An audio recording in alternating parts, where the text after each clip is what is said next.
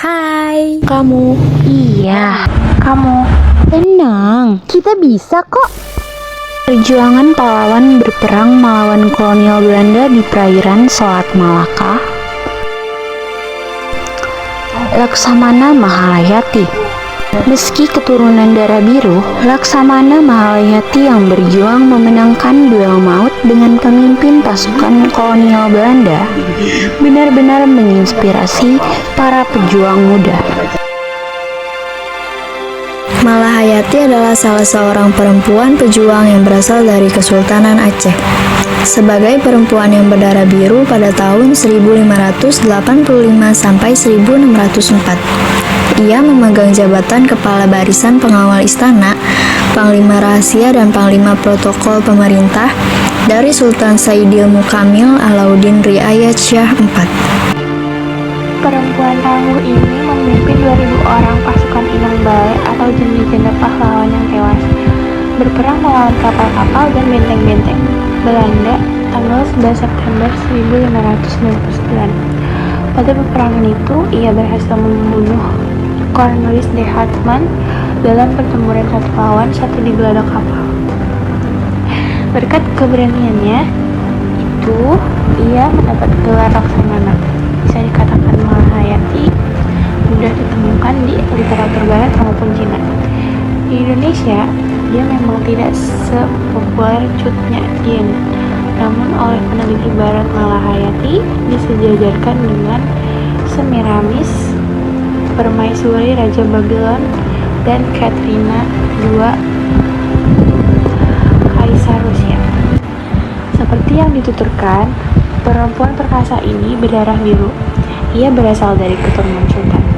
Ayahnya Mahmud Syah, seorang laksamana. Kakeknya dari garis ayah juga seorang laksamana bernama Muhammad Said Shah, putra Sultan Salahuddin Shah yang memerintah tahun 1530 sampai 1539.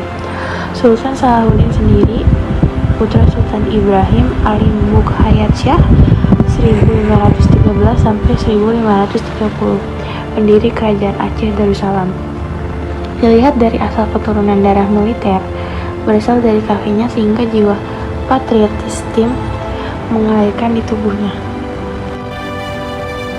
Pembentukan pasukan perempuan yang semuanya janda dan disebut dengan Armada Inong Balai itu kabarnya merupakan ide Malahayati. Maksudnya agar para janda tersebut dapat menuntut balas kematian suaminya. Suami Malahayati sendiri gugur pada pertempuran melawan Portugis. Pasukan Inong Balai mempunyai benteng pertahanan dan sisa-sisa pangkalan. Mereka masih ada di Teluk Reng Raya. Pada tanggal 21 Juli 1599, dua kapal Belanda yang dipimpin dua bersaudara Cornelis de Houtman dan Frederik de Houtman berlabuh dengan tenang di Aceh. Mereka tidak menduga ketika Laksamana Malahayati menyerang dua kapal mereka dalam penyerangan itu. Cornelis de Houtman dan beberapa anak buahnya terbunuh, sedangkan Frederik de Houtman ditawan dan dijebloskan ke tahanan kerajaan Aceh. Penyerangan ini menggegerkan bangsa Eropa, terutama Belanda, dan ini sekaligus menunjukkan kewajiban Laksamana ke Malahayati. Nama perempuan perkasa ini semakin harum tatkala Mahkamah Amsterdam menjatuhkan hukuman denda kepada Paulus van Carden sebesar 50.000 gulden yang harus dibayar kepada Aceh. Denda tersebut adalah buntut tindakan Van Carden ketika datang ke Aceh menggunakan dua kapal dan menenggelamkan kapal dagang Aceh serta merampas muatannya yang berupa lada. Usai melakukan aksinya, Van Carden lalu pergi meninggalkan Aceh. Peristiwa penting lainnya selama Malahayati menjadi Laksamana adalah ketika ia mengirim 3 utusan ke Belanda, yaitu Abdul Hamid, Sri Muhammad, dan Mir Hasan.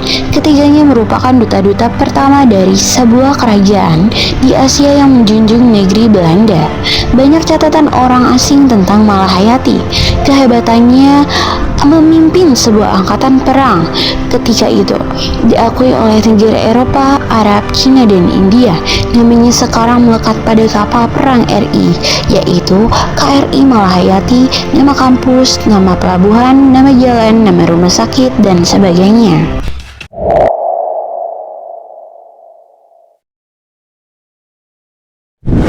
When at first I want to across the eye. I wanna know when you're looking at me, that you see deep into my personality. 'Cause I